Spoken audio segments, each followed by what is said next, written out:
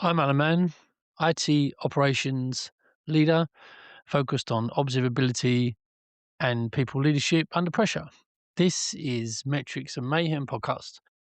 Let's get into this week. So it's been 2 months, no drops, no newsletter, and I've posted nothing on this channel.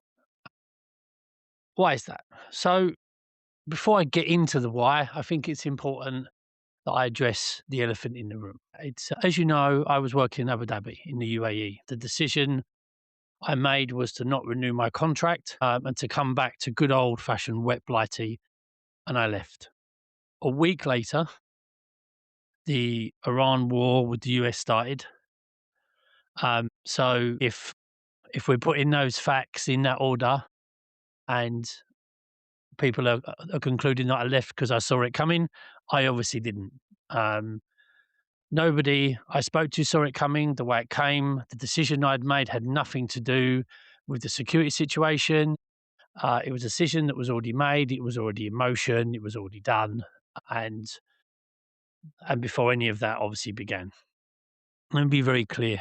I was very, very lucky with no decoration on it. Right, the people that I work with, most of them are still there, and they're still living there. There were people that were injured, especially in Abu Dhabi. Fortunately, not that many as there was in Dubai. There were a lot of migrant workers that obviously left and had trouble with leaving, and the situation there, employment-wise, is still quite tough. People struggling with their jobs, struggling with their finances. If anyone says it's recovered over that way because people think that Dubai is the place to go, then in all honesty, you need to get your eyes tested, look at the facts. I can tell you now that it's not back to normal. Probably for some of the higher earners, maybe so, but a lot of the normal people, day-to-day people that keep the country running, the UAE running, they're still really struggling. Um, so I want to put that to one side. And I want to tell you today just why I actually left, kind of bring you up to speed of where I've been and what I'm doing. And come back to this channel, obviously, today with kind of a different kind of episode. Um, and I want to get into why I didn't renew my contract. Right? Not didn't enjoy, right? I just couldn't carry on.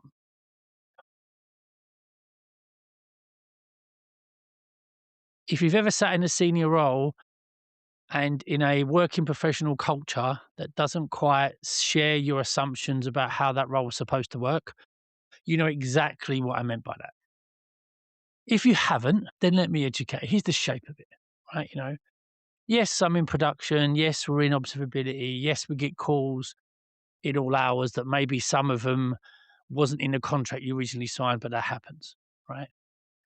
I was getting calls to do work in the night for material that wouldn't even be looked at the following day, but it was demanded. A dynamic where the difference was the deliverable and not the work itself. Seniority that flowed in one direction and availability that flowed in another. The quiet, persistent demand that I perform a vision of a role that really didn't match the version that I was hired to do, right? You know, None of this shows up on a dashboard. It shows up in your sleep, it shows up in your health, it shows up in your patience and your persistence of the version of yourself that you used to look in the mirror and recognize. In the middle of all that, I was being asked slowly and consistently to be a different version of myself. Not any single moment, not anything I could point to on a Friday and say, "But that's the thing." It was increments. I was calling something fine when it wasn't. Trading clarity really for compliance in the small daily ways that don't register until you catch the reflection and you don't recognize the person you've become or the leader you've become. Each one on its own is easily survivable. We do it day to day, no matter where the professional culture is, right? Every organization is different, no matter where you are in the world. I want to stress that. But stack them all together, and I could quite easily see that I was not the practitioner I started as, and not one that I really wanted to become. This trade, not hours for money, not effort for reward, you for them. And I wasn't willing to make it. Some things you sell: time, skill, availability inside the contract, energy, fair price, fair exchange. It's all written down. Some things you don't sell ever. Not for a renewal, not for a bonus, not for tax-free money, because the moment you do, you've got nothing left worth bringing into the next room. Think about that for a second. What are you trading for that money? What are you trading for that tax-free cash? The thing I won't sell is what I see and what I'm willing to say about it. The whole practice, the show, the book, the work is built on one premise. Look at what's actually there. Be honest about it. If I'll trade that for a contract when no one can't be open and honest, then the practice is just theatre, right? As a practitioner, I'm just being an actor. I've got no business telling anybody else about building operational cultures honestly, because I'm not living and breathing one myself. People say, "Oh, you're just falling on your sword. Take the money." But I'm not 30 anymore, right? So I made the call. Then the world was made much larger a week later, and the two are not connected. I wanted to be careful never to let one stand in front of the other. So, as in all my signals that you've listened to, I always, hard stops are back, and this is what I want you to take from this, right? Is Alan's hard stop for this episode is some things are not for sale. The day you learn which ones are yours is the day you become useful to yourself. Just think about that. Now, because this is a signal drop and not a memoir, here's the operational version of what I've just gone through, right?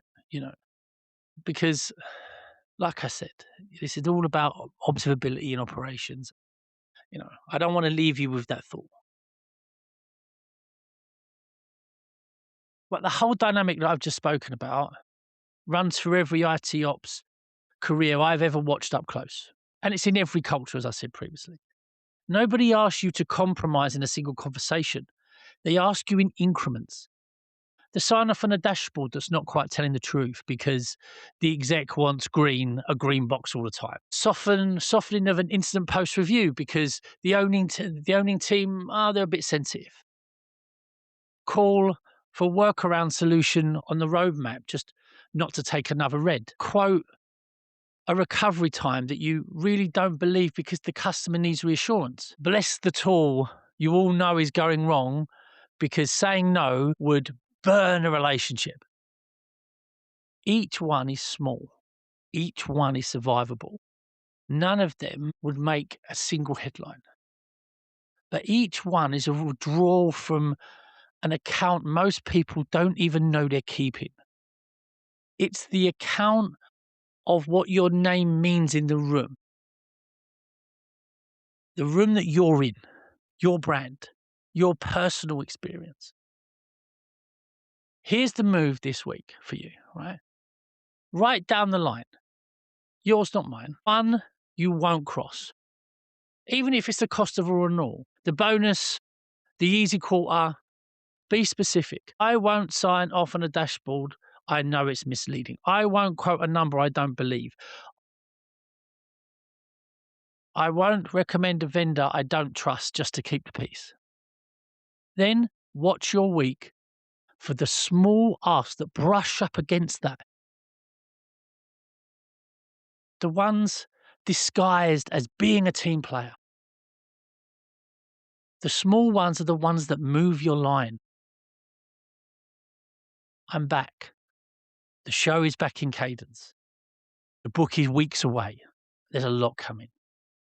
And for everyone still in the region, much love, passionate for you all. And I know I'm talking most of you all the time, but please stay safe. It's great to be back.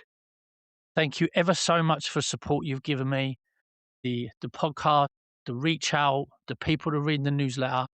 Much love to you all. Thank you ever so much. And as I always say, more signals soon. Let's have your comments if you find it useful. You know the drill.